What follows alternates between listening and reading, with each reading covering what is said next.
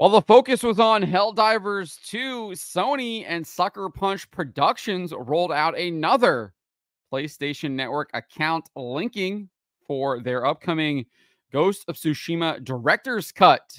That's right. Here we go again. Sony and Sucker Punch Productions are requiring a PlayStation Network be linked to a Steam account if you want to play the multiplayer version of Ghost of Tsushima Director's Cut and get the PlayStation overlay. Before we get to this, I'd like to ask you, please hit that subscribe button, hit that bell for notifications so you don't miss any of our future videos here at the Trent Report. Roll this up over at thatparkplace.com. And the Ghost of Tsushima Director's Cut comes to Steam on May 16th. And the Steam page notes a PlayStation Network account linked to a Steam account is required for online multiplayer and the PlayStation overlay. You can see it right here. It says requires third-party account, PlayStation Network, online multiplayer, PlayStation overlay, supports linking to Steam account. So that is required right there. And it is on the Steam page. If you do decide to link your Steam account to a PlayStation Network, they do have an exclusive offer. They will be providing players, let me see here, with, I think there's like an outfit here.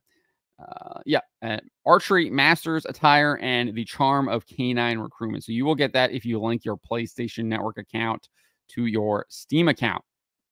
However, we do have this as well from Sucker Punch Productions. They posted this on X. This user, Arbalist VA, said, cancel my pre-order since PlayStation wants to force me to link my Steam account to my PlayStation account. Unless PlayStation abrogates this policy, I won't be purchasing any PlayStation title. And Sucker Punch Productions responded, thank you for your feedback. Just so you are aware, a PlayStation Network account is required for Legends Online multiplayer mode and to use PlayStation overlay. It is not required to play the single player mode. So if you are planning to just play Ghost of Tsushima Director's Cut single player mode, you do not need a PlayStation Network account linked to your Steam account. However, Sucker Punch Productions is confirming that you will need a PlayStation Network account linked to Steam account if you want to play in the multiplayer mode or have access to the PlayStation overlay. However, as with Helldivers 2, this requirement to have a PlayStation Network linked to a Steam account in order to play Ghost of Tsushima multiplayer limits the locations of where players can play the game, given PlayStation Network is not accessible in all countries around the globe. We saw this right here from Winnie Nagabu.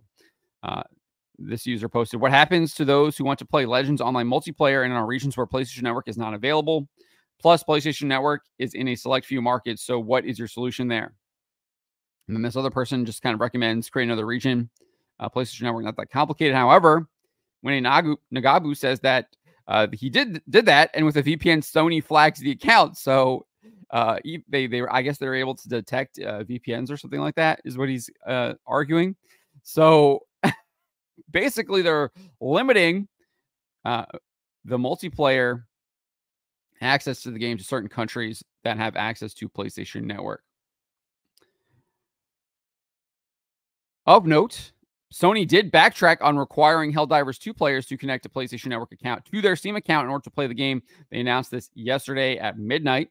This is what the official account on X posted. Helldivers fans, we've heard your feedback on the Helldivers 2 account linking update, the May 6th update, which would have required Steam and PlayStation Network account linking for new players and for current players beginning May 30, will not be moving forward. We're still learning what is best for PC players, and your feedback has been invaluable. Thanks again for your continued support of Helldivers 2, and we'll keep you updated on future plans. That backtracking came after the game lost thousands of players. SteamDB reported that on May 3rd, the peak concurrent players for the game hit 119,027. Following the announcement, it declined to 115,130 on May 4th. On May 5th, it fell to 110,715. So almost like 10,000 peak concurrent. So who knows how many actual players it lost. Remember, this is just peak concurrent. After reversing the decision on May 6th, the peak concurrent player base jumped to 122,641. So it did see a jump back up to numbers before the May 3rd requirement, the Steam, they had announced, the policy requirement they announced. The game was also, not only was it losing players, but it was also lampooned with negative reviews.